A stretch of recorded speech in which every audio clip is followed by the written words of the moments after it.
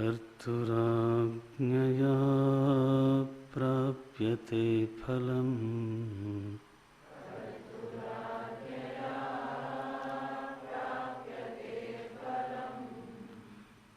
कर्तुराज्ञया प्राप्यते फलम्।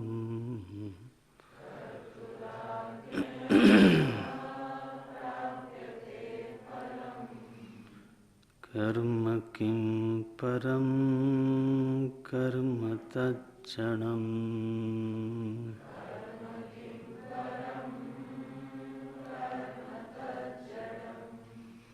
कर्म किं परं कर्म तज्जडम्।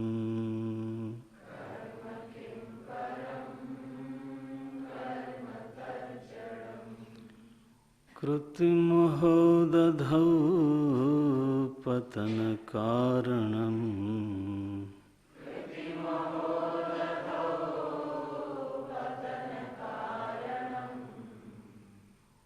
फलमशाश्वतं गतिनिरोधकम्।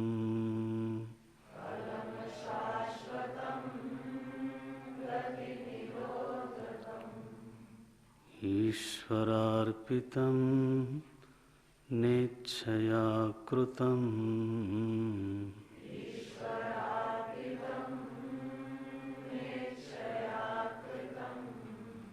चित्तशोधकं मुक्तिसाधकम्।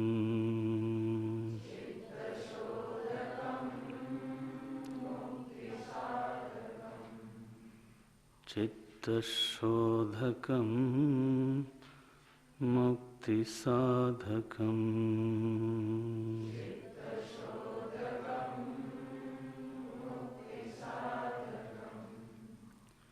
कायवाङ्मनः कार्यमुत्तमम्।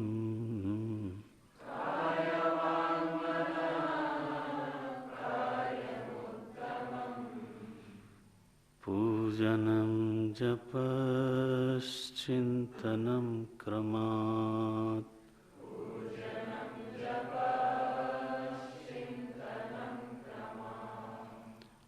पूजनं जपश्चिन्तनं क्रमात्।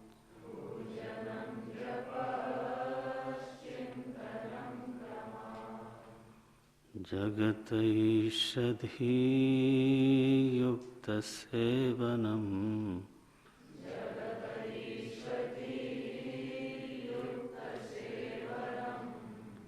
अष्टमूर्तिभृद्देवपूजनम्।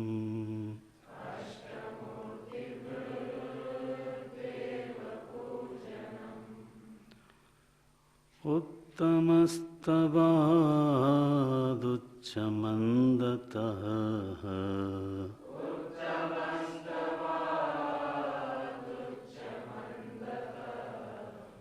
चित्तजं जपध्यानमुत्तमम्।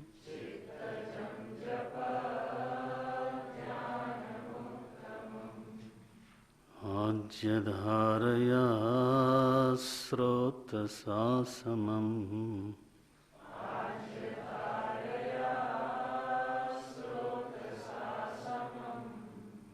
सरलचिन्तनं विरलतः परम्।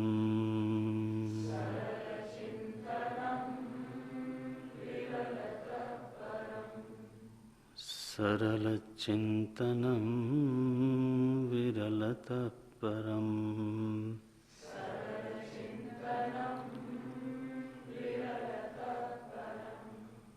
भेदभावनात् सोऽहमित्यसौ।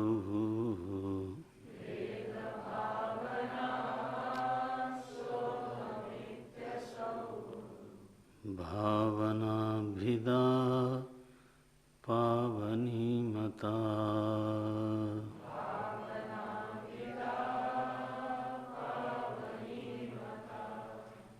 भावनाभिदा पावनीमता।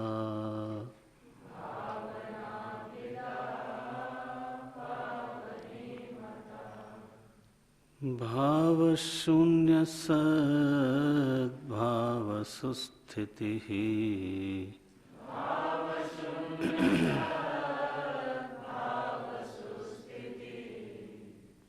भावना बलात् भक्तिरुत्तमा।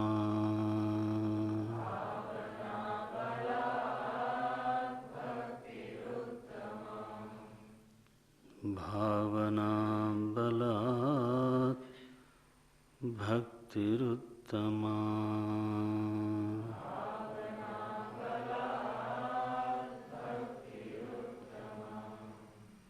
हृत्स्थले मनः स्वस्थता क्रिया।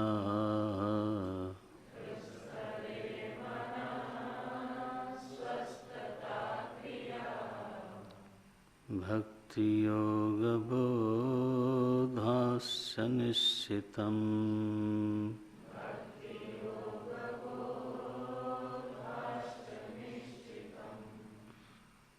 हृत्स्थले मनः स्वस्थता क्रिया।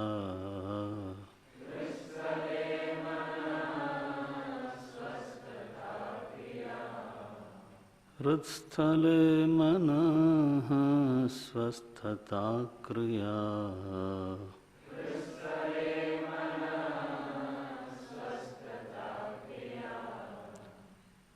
भक्ति योग बोधाश्च निश्चितम्।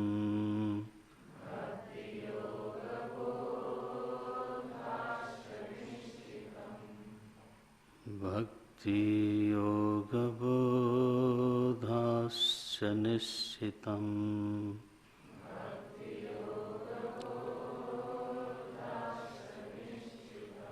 बोधाश्च निश्चितम्।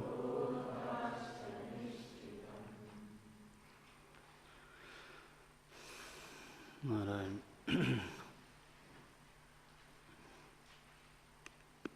उपदेश सारम में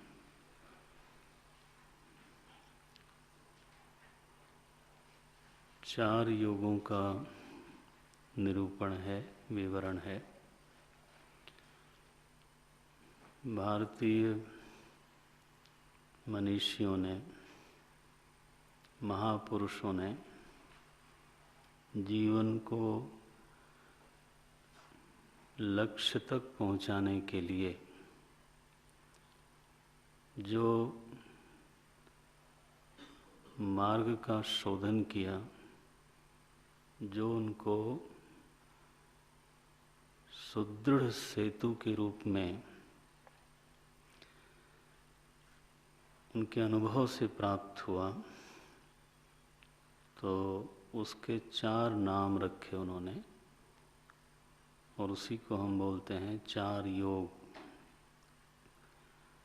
मनुष्य के पास कर्म है तो उस साधन को लेकर के, उस साधन को प्रधान रूप से लेकर के जब मार्ग बनाया उन्होंने, तो उसका नाम रखा कर्म योग।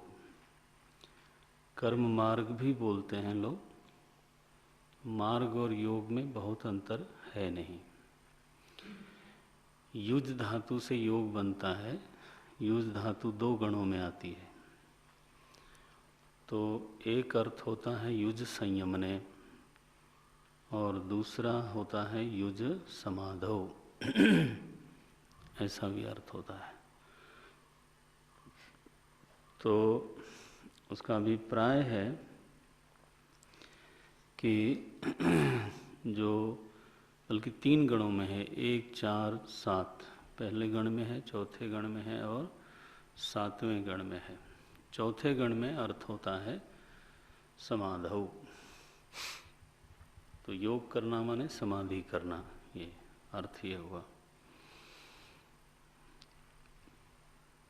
संलग्न कर देने वाला जो तरीका है, संलग्न कर देने वाला जो मार्ग है, जो उपाय है, उसको योग बोलते हैं। और जो उस मार्ग में लगा हुआ है साधक, उसको योगी बोलते हैं। जैसे पथ पर चलने वाले को पथिक बोलते हैं, वैसे ही तो इस योग में जो साधक लगा हुआ है उसका नाम पड़ता है योगी। उसको मनुष्य कहने की बजाय अध्यात्म शास्त्र में योगी शब्द से भी पुकारते हैं, साधक, योगी। भगवान ने 6ठे अध्याय में गीता में कहा, योगी युंजीत सततम। देखो नाम क्या रखा, बोले हे योगी तुम्हें सतत अपने को जोड़ना चाहिए। 10वां श्लोक है 6ठे अध्याय का ये। योगी युंजीत सततम आत्मानं रहस्य स्थितः एकाकी यतचित्तात्मा निराशी ही अपरिग्रह। है ना ये 10वां श्लोक है। तो उस व्यक्ति का नाम रख दिया उन्होंने योगी। ये अच्छा, अब योग और योगी ये दोनों तो एक और अर्थ में आते हैं। जिसने योग मार्ग पूरा कर लिया, लक्ष्य में उसका प्रवेश हो गया, स्थिति हो गई, उसको भी योगी बोलते हैं। माने जो युक्त है उसको भी योगी बोलते हैं। और युक्त होने पर जो उसको प्राप्ति हुई तो उस प्राप्ति को भी कभी योग बोलते हैं। सो मार्ग को भी योग बोलते हैं, और जो मार्ग के द्वारा चलने के बाद जो उसकी प्राप्ति हुई, जो उसकी अंतिम स्थिति हुई, उसको भी योग बोलते हैं। ऐसा लेकिन मुख्य जो अर्थ है, जो अधिकतर प्रयोग होता है, वो पहले वाला है। पहले वाला माने योग एक उपाय के रूप में है, और उस योग पर जो चल रहा है, जो पथिक है, उसको बोलते हैं योगी। दो अर्थों में आता है। सो जीवन को लक्ष्य से जोड़ने का जो तरीका हमारे ऋषियों को दिखाई पड़ा, उसको उन्होंने योग कहा, और वो 4 प्रकार के तरीके बताए। क्या हैं वो? एक को बोलते हैं कर्मयोग, दूसरे को बोलते हैं भक्ति योग, तीसरे को बोलते हैं ज्ञान योग, और चौथे को बोलेंगे अष्टांग योग। ये 4 प्रकार के योग हैं। अब इसमें पहला दूसरा क्रम आप चाहें तो बदल लें, उसमें कोई क्रम में आग्रह नहीं है कि पहला नंबर कर्म योग का ऐसे नहीं रखना। मैंने 4 उपाय हैं। इसमें से जो कर्मयोग है वो बिना भक्ति योग के सिद्ध हो नहीं सकता, आप पढ़ चुके हैं। कर्मयोग में कर्म का समर्पण है। समर्पण करने के लिए कोई होना चाहिए जिसको आप समर्पित करो, और जिसको आप समर्पित कर पाओगे वो तभी कर पाओगे जब उसके प्रति प्रेम होगा, भक्ति होगी, आदर की भावना, श्रद्धा की भावना होगी। समर्पण कराने के लिए और कोई वृत्ति नहीं होती। जीवन में हम कुछ भी समर्पण करते हैं तो वो इन्हीं तीनों वृत्तियों की कृपा है। आपने इस पर सुना है। तो माता पिता का बच्चे के प्रति प्रेम होता है तो वो अपनी सुख सुविधा, तो अपनी प्रॉपर्टी सब समर्पण कर देते हैं बच्चे के लिए। उसमें और कोई हेतु नहीं है। अगर प्रेम न हो, है ना, फिर नहीं बनता। श्रद्धा हो तो समर्पण होता है। तो व्यक्ति पूरे जीवन तो अपने श्रद्धेय के लिए काम करता है। जीवन समर्पित कर देता है, सारा समय समर्पित कर देता है। भक्ति हो तो समर्पण होता है। समर्पण होता है आपकी संपत्ति का, समर्पण होता है आपके समय का, समर्पण होता है आपकी सुविधा का, समर्पण होता है आपके कर्मों का। किसके लिए काम करते हो? बोले अभी थोड़े दिन मैंने ये तय किया है कि 1-1 घंटे अपना समय तो आश्रम में देंगे। किसने कराया समर्पण? श्रद्धा ने। क्या समर्पण कर रहे हैं? बोले कर्म। ये देखो, तो कर्म का समर्पण होता है। इतना ही नहीं, फिर अपने निश्चयों का समर्पण होता है। अब ये सूक्ष्म समर्पण है। जब व्यक्ति अपनी मान्यता को श्रद्धा प्रगाढ़ होने पर छोड़ता है और गुरु के निर्णय को स्वीकार करता है कि बड़ी बात है। हम कहते हैं कि ठीक है, आप कहते हो ठीक है, तुम क्या सोचते हो? बोले मैं थोड़ा अलग सोच रहा था, लेकिन उसकी कोई बात नहीं है। देखो, यू आर थिंकिंग बीइंग, मानो आप भी एक चिंतनशील व्यक्ति हो, तो आपके भी अपने निश्चय होंगे, आपकी भी अपनी सोच होगी। लेकिन फिर भी अब देखो, जहाँ श्रद्धा घनी हो गई वहाँ अपनी सोच छोड़ देता है व्यक्ति, अपने निश्चय को विसर्जित करता है, समर्पण करता है। तो पुष्प जो समर्पण है ना, वो एक प्रतीक है। समर्पण की जो लिस्ट है वो बहुत बड़ी है। संपत्ति है, समय है, कर्म है, सुख है, सुविधा है, निश्चय है, अपने भावनाएं हैं। देखो और यह समर्पण कहाँ जाके रुकता है बोल नहीं सकते। वो भक्ति पर निर्भर करता है कितनी है वो। भक्ति बहुत प्रगाढ़ हो तो जीवत्व का समर्पण हो गया। मन नहीं रहा, तन नहीं रहा, यहाँ तक कि जीव भाव नहीं रहा। क्या बोलते हो आप? जानत तुम ही हो जाएगी।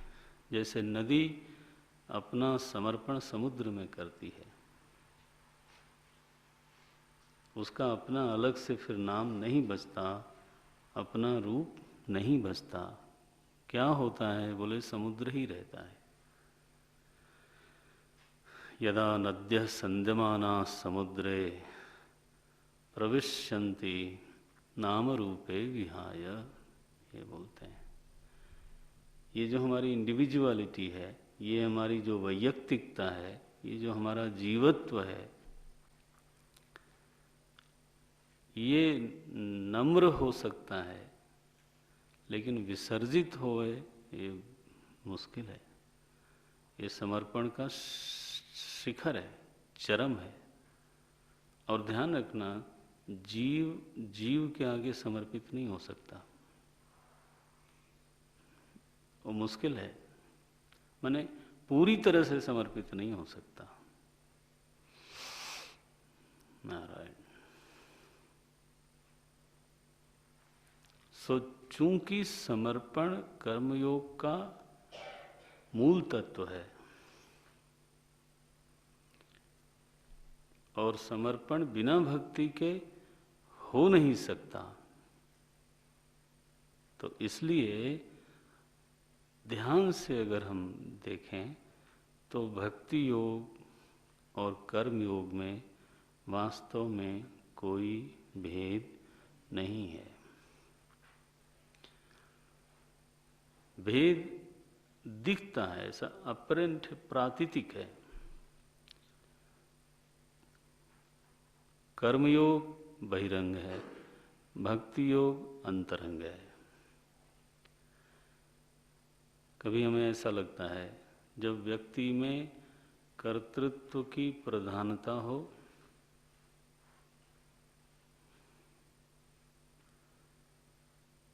भाव होवे लेकिन कम हो, प्रगाढ़ न हो, भक्ति घनीभूत न हुई हो, भक्ति में जो प्रगाढ़ता आनी चाहिए वो अभी नहीं आई, तो वो कर्म करता है। कर्म के दौरान कई बार प्रभु को भूलता है, तो होता है। भोगता है और भोगते समय कई बार भूल जाता है कि ये प्रभु का प्रसाद है।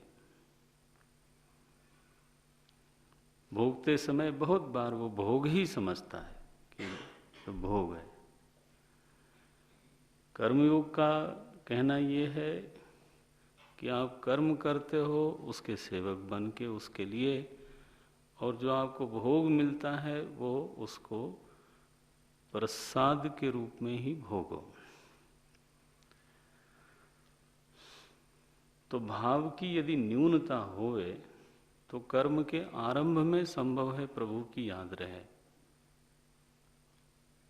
बाद में भी हो सकता है याद आ जाए, लेकिन फिर बीच में कई बार आदमी विह्वल हो जाता है और फिर भूलता है, तो अपना कर्ता भाव प्रधान हो गया, तो अपनी हार जीत थोड़ी प्रधान हो गई, तो अपना लाभ हानि कहीं प्रधान हो गया। अब ये हमारी स्थिति होती है तो स्वीकार करना चाहिए। असल में तो सेवक का कोई लाभ हानि है नहीं, जिसका काम है उसको लाभ हो या उसको हानि हो। सेवक की कोई जय पराजय हो नहीं सकती, क्योंकि वो जय पराजय जिसका काम है उसकी होवे, मेरा क्या। भाई आश्रम में कोई सेवक लोग हैं, मानो जो लोग सर्विस में हैं, अब आश्रम में कोई चीज वृद्धि हो रही है जी, वो तो कभी उल्टा भी हो सकता है। अगर किसी की बहुत एकात्मकता न हो तो कोई चीज आश्रम में ऐसी घटी जो अच्छी नहीं है, तो वो व्यक्ति, हाँ जी, ऐसा भी हो सकता है कि उसको हंसी आ जाए, खुशी हो जाए, लो बोले ये आश्रम वाले करते ही, अब उनका वो जाने, हमसे क्या लेना देना। इतनी तटस्थता हो गई, ये तो सिद्ध पुरुष हो गया। क्यों भाई, तुम क्यों नहीं परेशान हो रहे हो? अब बोलो इनके लाभ हानि में हमसे क्या लेना देना। अरे तू काम तो उन्हीं के लिए करता है। बोले उनके लिए करता हूं, लेकिन मेरा काम थोड़ा है, काम तो आश्रम वालों का है। लो, गीता का योगी है वो, सुख दुखे समय कृत्वा लाभा लाभौ जया जजऊ। तो इसमें से भी हमको सीखने को मिलता है कि असल में जिसका काम है उसको लाभ हो, उसको हानि हो, उसको जय हो, उसको पराजय हो। अगर थोड़ी देर के लिए लगे भी तो लगे, ये वकील लोग केस लड़ते हैं ना, महाराज हारता जीतता कोई और है। ये बहुत विचित्र मामला है। खड़े होके कोर्ट में आप बहस करो, अच्छा और वो बेचारा जो हारा उसका कोई रोल ही नहीं। तो हार जीत किसी की, और उस समय लगेगा कि वकील आपस में बिल्कुल झगड़ रहे होंगे, मैंने पिक्चर में ही देखा है, अदरवाइज नहीं देखा, ऐसा लगता है। बाहर जाके दोनों चाय पीते हैं क्योंकि दोनों को फीस तो मिल गई। तो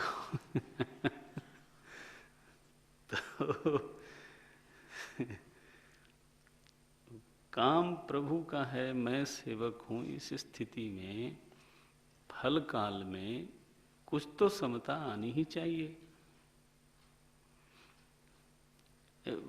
फल काल में अगर विषम हो रहे हैं, इसका मतलब है कि कहीं हमने उस काम को अपना माना हुआ था, चाहे वो कुछ प्रतिशत में क्यों ना हो। नहीं तो सिद्ध सिद्ध्योर समो भूत्वा कर्ता सात्विक उच्यते, ये सात्विक कर्ता की परिभाषा यही है गीता जी के अनुसार कि फल काल में समता हो, सिद्धि असिद्धि दोनों में, और वो कम से कम वैचारिक स्तर पे सही लगता है। काम अगर हमारा केवल सेवक का है तो सेवक की प्राप्ति तो निश्चित है, उसकी फीस तो पक्की है। उसकी फीस क्या है? बोले स्वामी की प्रसन्नता, और बाकी सफलता असफलता बोले वो स्वामी जी महाराज की होगी, वो शिव जी की होगी, हमारी नहीं है। अगर ऐसा कोई बना पावे तब तो पक्का हो गया कर्मयोग। लेकिन जब कर्तृत्व तो थोड़ा रहता है, थोड़ा क्यों रहता है, और भाव की न्यूनता है, बीच बीच में बहुत बार विस्मरण होता है, तब चूंकि भाव का अभाव नहीं है, न्यूनता है,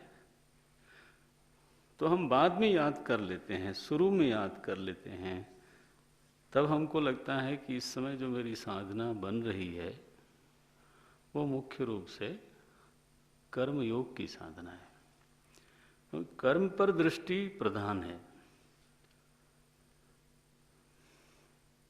जब उसी व्यक्ति की भावना घनीभूत हो जाती है, जब उसके भाव प्रगाढ़ हो गए, हाँ, फिर उसको याद नहीं रहता है कि मैं कितना कर रहा हूं। उसको उसका जो मूल ध्यान है, उसकी जो मूल दृष्टि है, वो कहाँ पर है? भाव पर है कि मेरे मालिक रीझते हैं कि नहीं रीझते हैं, उनके प्रति मेरा स्मरण बना हुआ है कि नहीं बना हुआ है।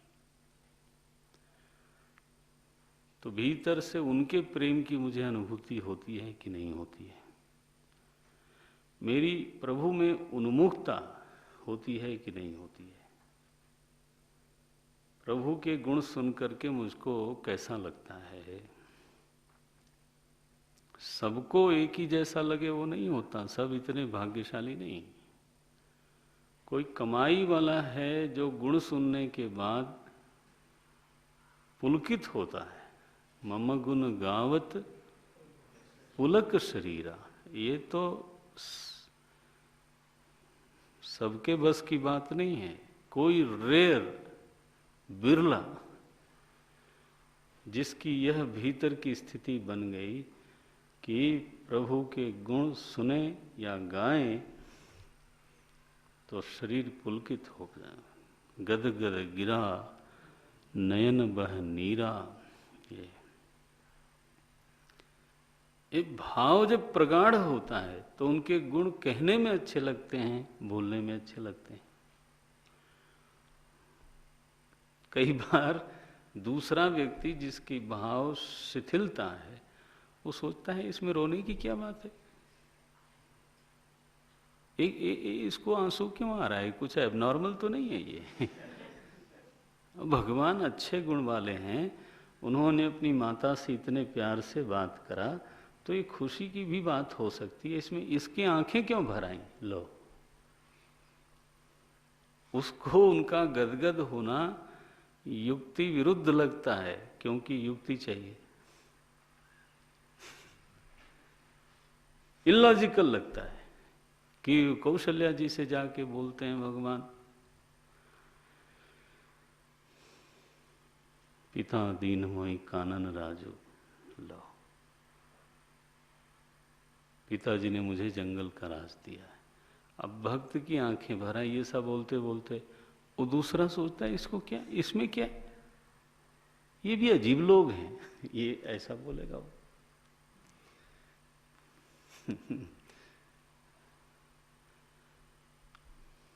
भागवत जी में यशोदा जी ने भगवान की विदाई के बाद बोलना ही बंद कर दिया। आप पढ़ लो पूरी भागवत, एक शब्द नहीं बोला। यहां तक कि नंद बाबा जब गए वापस खाली हाथ,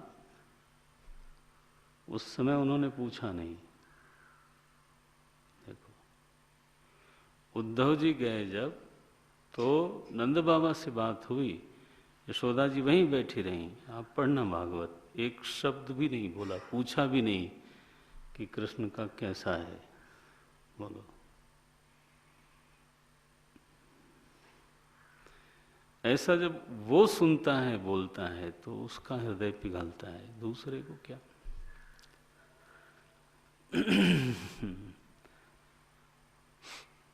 प्रथम भगति संतन कर संगा, दूसरी रति मम। ये रति तत्व का उदित होना, ये नहीं कि जो सुनेगा सबको रति आवेगी। हाँ हाँ हाँ ना, हाँ। ऐसा होवे तो फिर क्या।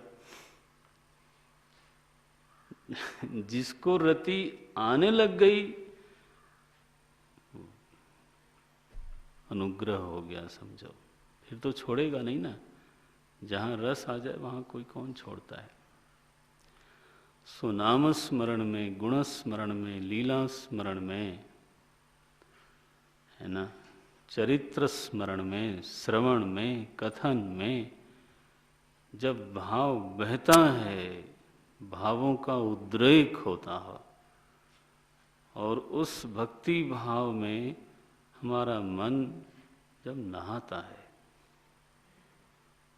उससे जो उसको तृप्ति होती है, फिर उसकी दृष्टि उस तृप्ति पर होती है। उस भाव निर्झर में नहाने में उसकी दृष्टि है, रुचि है। उसकी दृष्टि कर्म पर नहीं है। कर्म होता है उसी प्रभु के इशारे से। कर्म नहीं होता सो नहीं, कर्म होता है, प्रभु के लिए होता है, प्रभु की प्रेरणा से होता है। लेकिन उस पर दृष्टि नहीं होती। हनुमान जी महाराज की दृष्टि कर्म पर है कि भाव पर? देखो, लक्ष्मण जी की दृष्टि कर्म पर है कि भाव पर? ये श्री भरत जी की दृष्टि कर्म पर है कि भाव पर? तो कर्म नहीं होता क्या? कर्म होता है। 14 वर्ष अयोध्या पर शासन किया उन्होंने, उसको 10 गुना समृद्ध बनाया, ऐसा शास्त्र में आता है।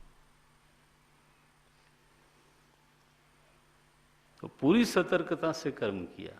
इतनी सतर्कता है कि रात की वेला में हनुमान जी जब पहाड़ लेके जा रहे हैं, अयोध्या के ऊपर से गुजरे, तो भरत जी बिल्कुल जागृत थे। उनको लगा ये कौन है, कहीं ये कुछ हमारे नगर पर कुछ करेगा तो नहीं। यह जो घटना घटी है, वो भरत जी की जागरूकता बताने के लिए घटी है। अब जिसको जो कहना हो कहे। कई बार हम ऐसा भी कथा में सुनते हैं कि उस समय हनुमान जी को अभिमान हो गया, इसलिए भरत जी ने बाण मारा। अब ये बात मैंने कहीं पढ़ी नहीं है शास्त्र में कि हनुमान जी को अभिमान हो गया। लेकिन अब जिसको जो कहना हो ठीक है, मुझे तो शोभनतम पक्ष यही लगता है कि श्री भरत जी की सेवा को लोग भूल न जाएं कि युद्ध काल में हनुमान जी की सेवा तो दिखाई देती है, लक्ष्मण जी की सेवा दिखाई देती है, सबकी सेवा दिखाई देती है, और एक भक्त उनका वहां अयोध्या में भी सेवा कर रहा है। तो कोई ये न समझे ना कि वो राजसी वेश में और वो कितना जागरूक है। देखो, वो भी तो हम लोगों के सामने आना चाहिए। भगवान की लीला के बहुत सारे उद्देश्य होते हैं, तो अपने इस भक्त के भाव को व्यक्त करने के लिए मालिक साहब ने लीला रची हुआ। तो ये सब लोगों के कर्म तो किसी भी कर्म करने वाले से बड़े हैं, चाहे भरत जी हों, चाहे लक्ष्मण जी हों, चाहे हनुमान जी हों, चाहे सुग्रीव हों, कोई भी हो। लेकिन इनसे पूछा जाए कि आप कर्मयोगी हो,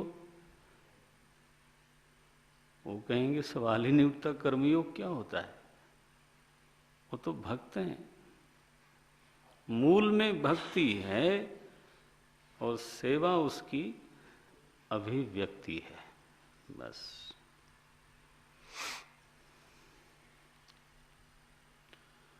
भीतर भक्ति न हो, हाँ, और कर्म होवे तो उसको आप सेवा बोलोगे, वो कर्म कहला सकता है, सेवा नहीं कहलाएगा।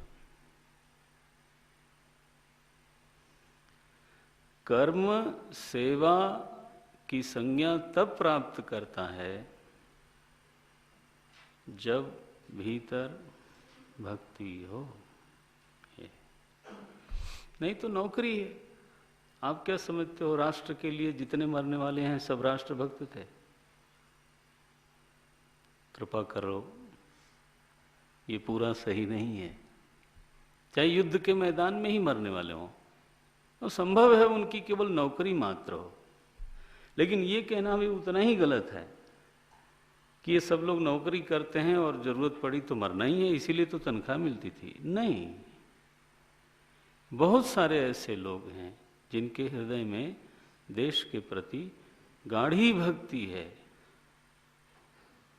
और वो कर्म वैसे ही करते हैं जैसे दूसरे सैनिक कर रहे हैं, लेकिन वास्तव में वो उनकी सेवा है। भक्ति है तो उसकी अभिव्यक्ति को हम सेवा बोलते हैं। सो कर्मयोग और भक्ति योग वास्तव में दो स्वतंत्र पृथक पृथक मार्ग नहीं है।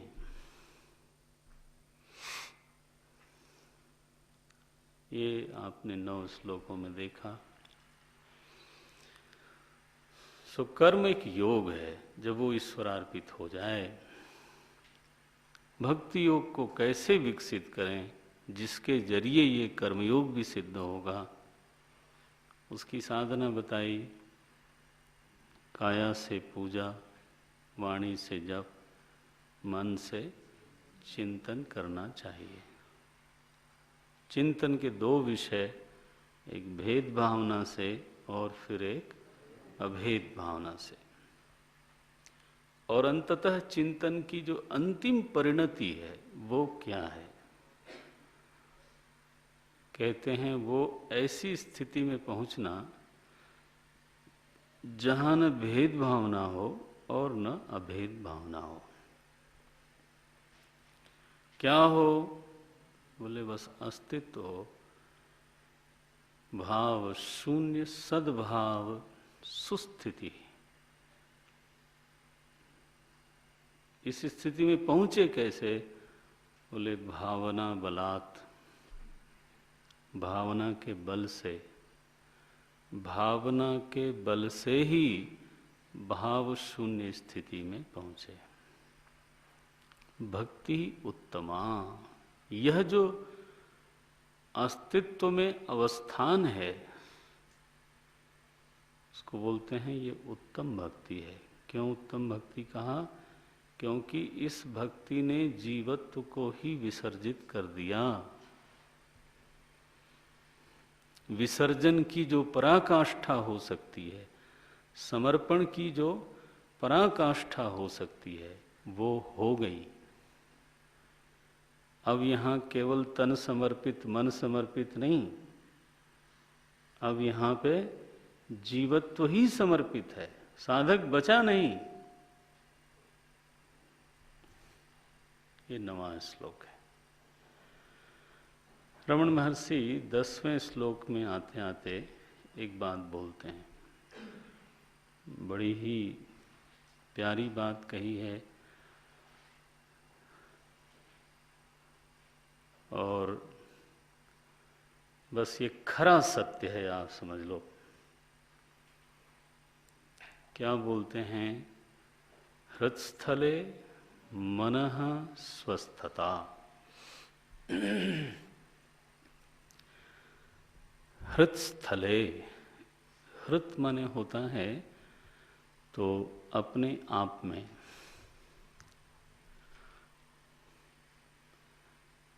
गुरुदेव कभी ऐसा अर्थ करते थे, core of your personality is called heart. Core of your personality, आपके जीवन का, आपके व्यक्तित्व का जो केंद्र है, केंद्र बिंदु है, हृत आत्मा।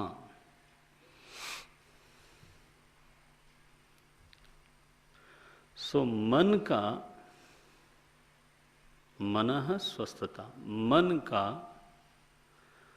अपने स्वरूप में, अपने आपे में, अपनी आत्मा में अवस्थान हो जाना,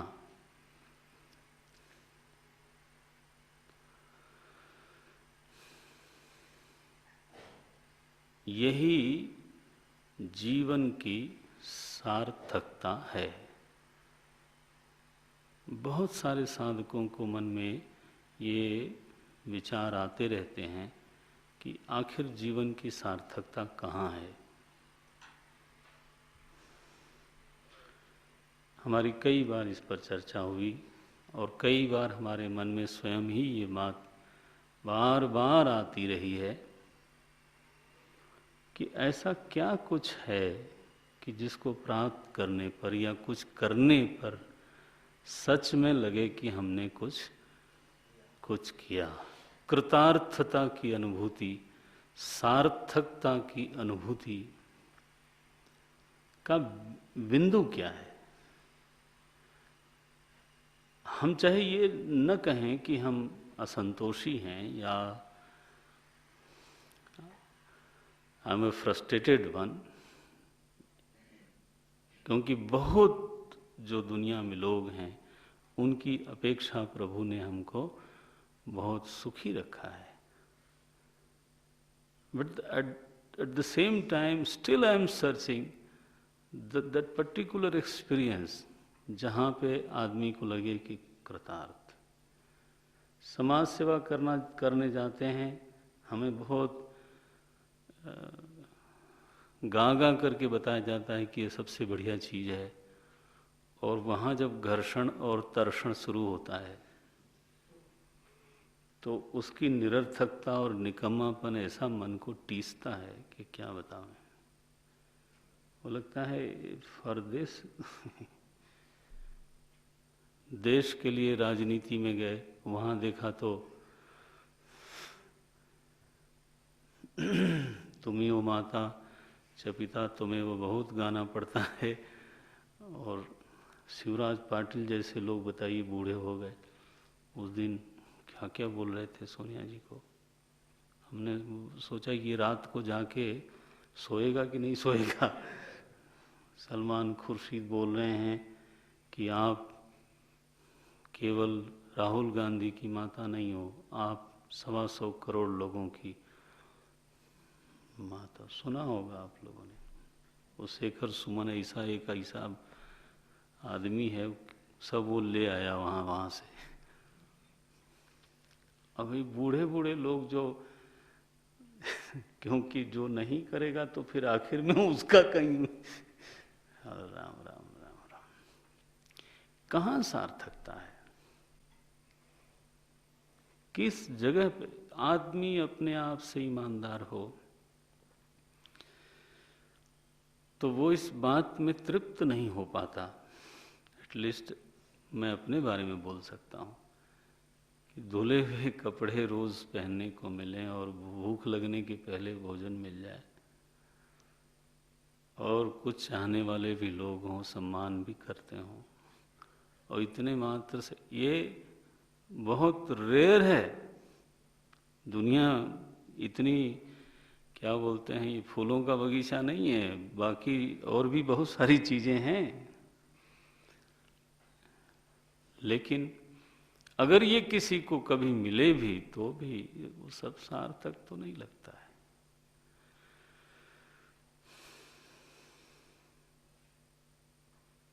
मुझे एक बार मैं जा रहा था शताब्दी में, कोई एग्जेक्टिव था मल्टीनेशनल में, बगल में उसको सीट मिली थी,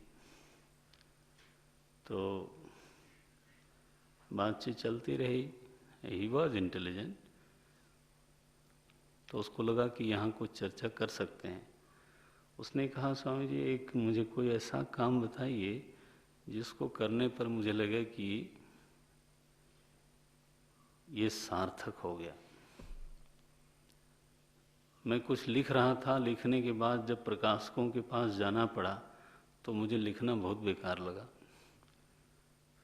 पब्लिशर्स के पास, क्योंकि वो अब जांचेंगे अपनी थोड़ी बुद्धि से कि इसमें वो मसाला है कि नहीं कि जो बिके। तो हमारा सारा जो क्रिएटिव जो नशा वो जो है हिरन हो गया। और नौकरी में तो जो है वो सब जानते ही हैं। मैंने कहा बढ़िया प्रश्न किया इस लड़के ने।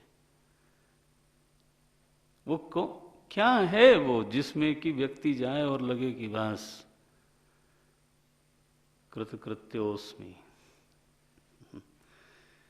एक टिप्पणी आ जाए हमारे सर्विसेज के ऊपर, कहाँ से? बॉस की ओर से, मैंने जहाँ से नहीं आनी चाहिए वहाँ से आ जाए, बस हो गया, छुट्टी हो गई। अब चाहे दूसरे लोग कहें भी कि आपने बड़ा अच्छा, लेकिन जहाँ से अप्रिसिएशन आना चाहिए था, हाँ जी, वहाँ से आ गया, कोई बहुत अच्छा नहीं है, ऐसे ही है। ला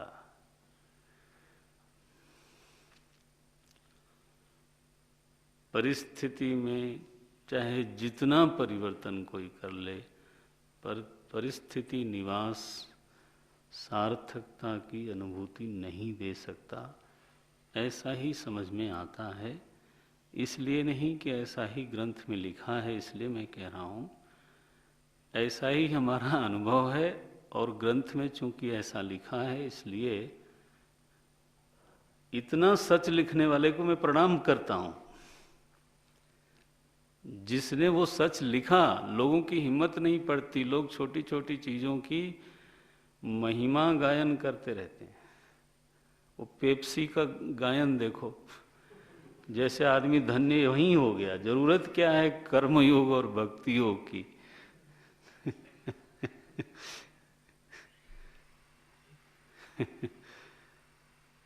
परिस्थिति को चाहे जितनी रंग बिरंगी कोई कर ले, चाहे जितना बदलाव कर ले,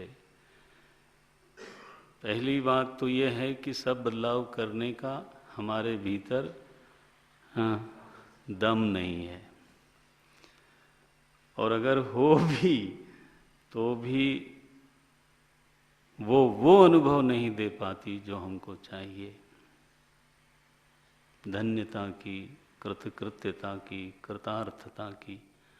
लेकिन हमको ये भ्रम जाता नहीं, हम एक से दूसरे में, दूसरे से तीसरे में कि ऐसा कर लें तो, ऐसा कर लें तो, ये जो कुर्सी है ना यहाँ से हटा के उधर कर देंगे तो सब कुछ जो है बढ़िया हो जाएगा। अच्छा ये कुर्सी नहीं, सोफा इधर कर देते हैं। ये परिस्थिति बदलने में आप कहेंगे कि you are simplifying too much, लेकिन सच्ची बात यही लगती है। कभी खटिया खड़ी कर दो, कभी खटिया बिछा दो, कभी कुर्सी उधर कर दो, कभी सोफा इधर कर दो, कभी टेबल बरांडे में रख दो, कभी ले मंगवाओ। This is what we go on doing in whole of our life.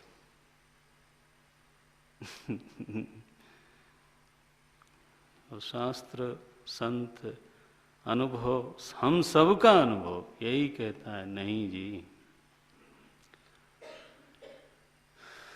मनस्थिति में, चलो परिस्थिति में नहीं तो मनस्थिति में, मनस्थिति में जो निवास है वो इतना क्षणभंगुर है नारायण। क्षणे रुष्टा, क्षणे ओ वाओ तुष्टा। जब कभी मन में उदासी आ जाए, आती है, तो हमें पूछना चाहिए कितनी देर का है निवास आपका, जाने का रिजर्वेशन कब का कराया है। आई टेल यू, आप थोड़ा धीरज रखिए, हो सकता है अगला घंटा वैसा ना हो। और खासतौर से ब्रह्मचारी लोग देखें अपना अपना, क्योंकि ये तो आपके निर्माण का प्रथम चरण शुरू हुआ है, तो ये सब चीज़ें खूब आती हैं।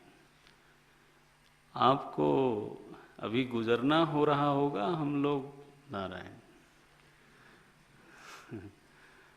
तो हम जानते हैं, कोई ये रास्ता हमसे अपरिचित नहीं है जो आप लोग जिसमें से निकल रहे हो, वो हमारे लिए कोई अपरिचित नहीं है। कभी कोई हवा आती है, कभी कोई हवा आती है, कभी श्रद्धा तीव्र, कभी न्यून, कभी परिस्थिति अनुकूल, कभी प्रतिकूल, कभी चेतस। बोले कुछ गड़बड़ हो रहा है, कुछ समझ में नहीं आ रहा है। कहते हैं ठीक है। ये कोई पहली बार ये वाक्य नहीं सुन रहा हूं मैं, मेरे ख्याल से 9 बार तो कम से कम 9 बैचेस में ये वाक्य, और हमारे मन में भी आता रहता था जब हम लोग भी पढ़ते थे, बाद में भी आते रहता है। तो बस ये बदली है, और थोड़ी हवा चलती है फिर। अभी तो यही बादल था, कहाँ गया? अगले घंटे में it is not the same, and next day it is not the same. लो, सुखद परिस्थिति, फीलिंग ऑनरेबल, दिस दैट, कितने देर। मनस्थिति तो बिल्कुल हवा पर चढ़ के चलती है, ऐसी छुई मुई है महाराज। किसी ने व्यंग से मुस्करा दिया, बस हो गई छुट्टी। व्यंग से, हाँ ऐसे नहीं, किसी ने व्यंग से मुस्करा दिया, बस हो गया, पूरा हो गया। अरे रामा, उसमें हम निवास करके कृतार्थ होना चाहते हैं। वो कैसे होगा? नहीं होता वो।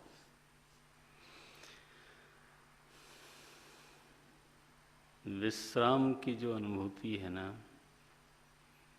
वो बिल्कुल सर्वमत है। इति निश्चितम, रमण महर्षि बोलते हैं, इसमें कोई द्विधा की बात नहीं है।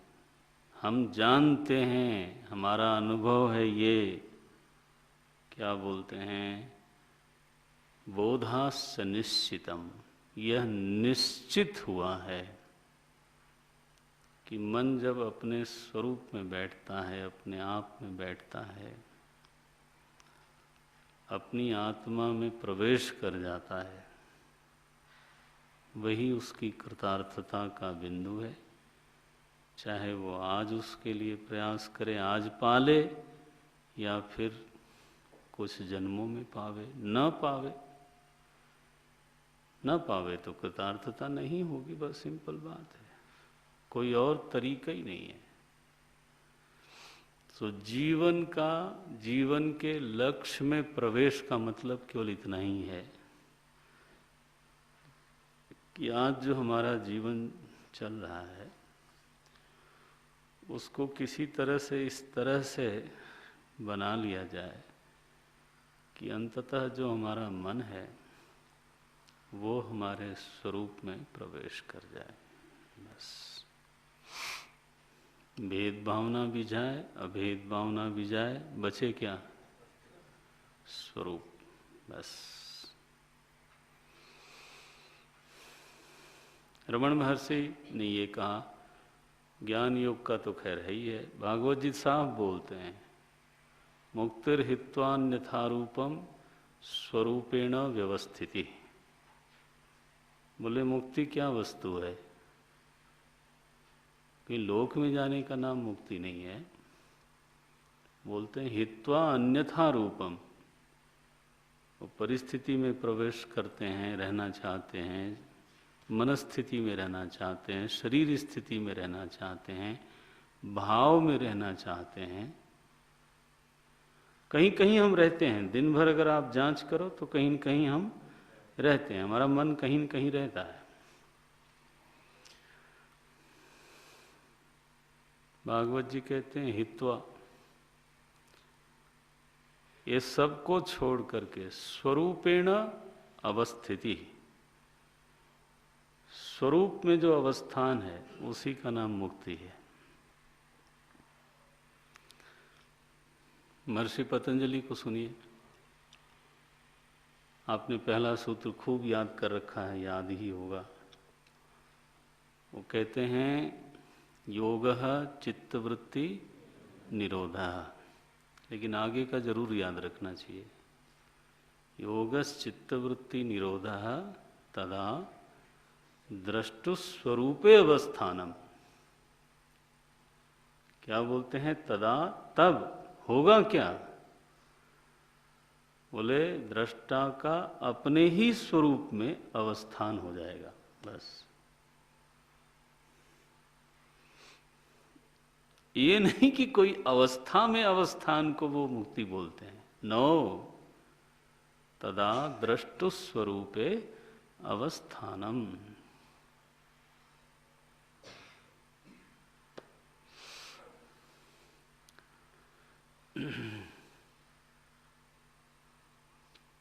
कैसे वो कबीर बोलते हैं, उलटी आप मह आप समानी, उलटी आप मह आप समानी।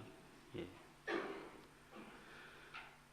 अभी मन वहाँ से निकलता है और कहाँ कहाँ जाके समाता है, और फिर जब कोई उसको वहाँ चांटा लगा देता है तो रोते हुए बच्चे की तरह फिर लौट के, हाँ जी, कहाँ आता है? फिर वहीं आता है मालिक साहब के पास।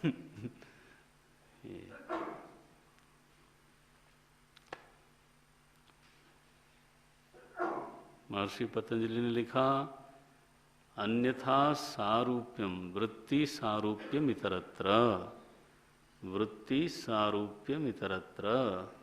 अगर तुम अपने स्वरूप में स्थित नहीं हुए हो तो तुम्हारी स्थिति क्या होगी? बोले जैसी परिस्थिति होगी वैसी मनस्थिति होगी।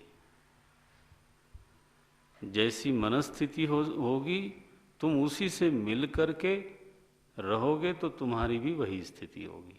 माने क्रोध की वृत्ति है तो तुम क्रोधी, तुम्हारी अपनी कोई स्वतंत्र स्थिति बची नहीं है। मन में शांति है तुम शांत हो गए, और मन में अशांति है तो अशांत हो गए। मेरी क्या स्थिति? बोले मेरी सारूप्यम, मन का जैसा रूप है वैसा मेरा रूप है। और मन का रूप कैसा बनता बिगड़ता है? बोले बाहर की परिस्थिति से।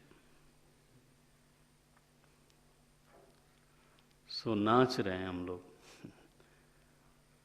परिस्थिति के अनुसार मनस्थिति, मनस्थिति के अनुसार मेरी स्थिति। कब से नाच रहे हैं? अनादिकाल से। अब मैं नाचो बहुत गोपाल, सूरदास जी बोलते हैं, हे गोपाल अब मैं नाचो बहुत।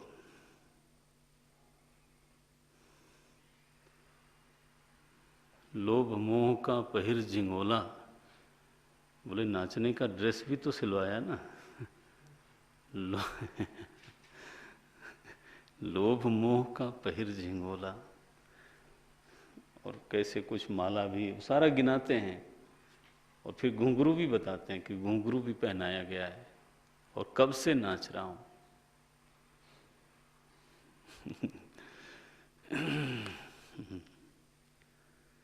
नहीं जी नहीं, विश्राम कृतार्थता केवल स्वरूप अवस्थान में है और कहीं है नहीं। This is the declaration we might understand and we might not understand. हमारी समझ की अपेक्षा से नहीं है ये। It is the statement of reality. हृत्स्थले मनः स्वस्थता। बोले महाराज ये जो स्वस्थता है वो आती कैसे है? बोले उसी के 4 साधन बताए। देखो ग्रंथ देखो, हृत्स्थले मनः स्वस्थता, क्रिया, क्रिया माने कर्मयोग, भक्ति माने भक्ति योग, बोधाश्च, स्वस्थता क्रिया भक्ति योग, योग माने अष्टांग योग, और बोधाश्च, बोध माने ज्ञान योग, बोधाश्च निश्चितम। चारों ही योगों का अंतिम उद्देश्य, अंतिम लक्ष्य केवल ये है कि वो हमारे मन को इस तरह का बना दें और वो रास्ता दिखा दें मन को कि धीरे धीरे धीरे वो अपने स्वरूप की ओर मुड़ जाए और जहाँ अटका हुआ है वहाँ से निकल पावे। ऐसा नहीं, समस्या है ना, कई बार हम सोचते समझते भी हैं लेकिन जहाँ अटक गया है ना, वहाँ से फिर वो निकल नहीं पाता है। कहीं हाथ फंस गया, अब हम चाहते हैं निकालना, जरूरी नहीं कि निकल जाए। सोचते हैं कि घर बंधन है, कई हमारे ऐसे मित्र फोन आता है, घर बंधन है, कोई है नहीं, तो छोड़ के जाएं तो दूसरे महात्मा लोग, तो अब कौन किसकी रखवाली कर रहा है भगवान जाने, कौन किसको सुरक्षा दे रहा है। अब हम जानते हैं, नॉट दैट कि I am saying something very unique, other persons are also equally intellectual, जानते हैं, लेकिन अब जानने का मतलब थोड़ो कि निकल आवेंगे। ये सी ये तो मालिक साहब कैसे ये योग कुछ होवे, साधन बने, धीरे धीरे जहाँ अटका है वहाँ से निकले, जहाँ लगना चाहिए उधर मुड़े, ये, और धीरे धीरे धीरे धीरे कालेन आत्मनि विन्दति। बस हृत्स्थले मनः स्वस्थता। कब विश्राम मिला? जब सुसुप्ति में गए।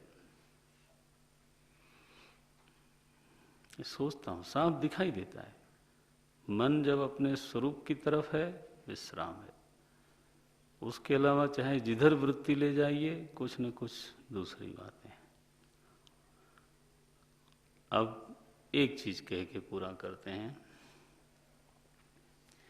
कि यह स्वस्थता कितनी देर के लिए?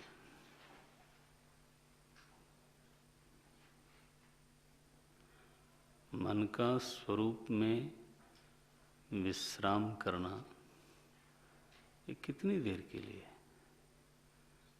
बोले अगर तो ये कुछ देर के लिए है तो वो स्वरूप में अवस्थान नहीं है, तब वो अवस्था में ही अवस्थान है।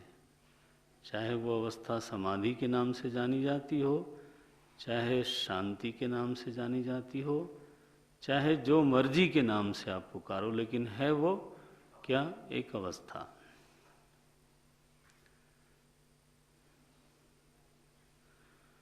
मन अगर सचमुच में अपने स्वरूप में प्रवेश पा जाए, प्रवेश कर ले सचमुच में, तो भगवान का तो ये कहना है, यद गत्वा न निवर्तन्ते तद धाम परमं मम। प्रभु का तो ये कहना है कि अगर मेरे धाम में तुम गए हो तो उसकी एक पहचान ये है कि न निवर्तन्ते, और अगर तुम वहां से निकलते हो, इसका मतलब है तुम कहीं और जाके आए हो, और तुमको शायद ये खुशफहमी हो रही है क्या? हाँ, कि मैं वहीं गया था। वहीं नहीं गए थे तुम। तो गीता में लिखा मेरे धाम का मतलब क्या है? तद्धाम यद गत्वा न निवर्तन्ते। You entered in a beautiful mood and then came out. And now you are having a wishful thinking. What? That I reached, reached where, Janab? In a beautiful mood, blissful mood. It is blessing, okay, आशीर्वाद है, लेकिन वो मालिक साहब का धाम नहीं है। क्या? वो धाम हो तो न निवर्तन्ते। बस ये बोले, ऐसा बोले, यही है सच्चाई। और इसलिए यह जो कृतार्थता की अनुभूति है वो फिर नित्यानुभूति है। वो युद्ध में भी नहीं जाती। सर्वथा वर्तमानोपि सयोगी मयि वर्तते, मयि वर्तते न अन्यत्र। तो ये 10वां श्लोक आप समझिए, हमारे शास्त्रों के अनुसार जीवन का जो परम लक्ष्य है, जीवन में जो विश्राम बिंदु है, जीवन में जो कृतार्थता का स्वरूप है, उसकी घोषणा करता है 10वां श्लोक। न केवल उस बिंदु की घोषणा करता है, तो साधनों की भी घोषणा करता है, जिन साधनों से हम अपने जीवन को उस बिंदु तक ले जाएं। क्या साधन बताया? क्रिया, भक्ति, योग, बोधाश्च। सो 10 श्लोक में, पीछे के 9 श्लोक में क्रिया और भक्ति की चर्चा हुई है। अब बचता है योग और बोध। सो अष्टांग योग पर तो 11वें श्लोक से लेके 16वें श्लोक तक की चर्चा है 6 श्लोकों में। कल देखेंगे उसको। ओम।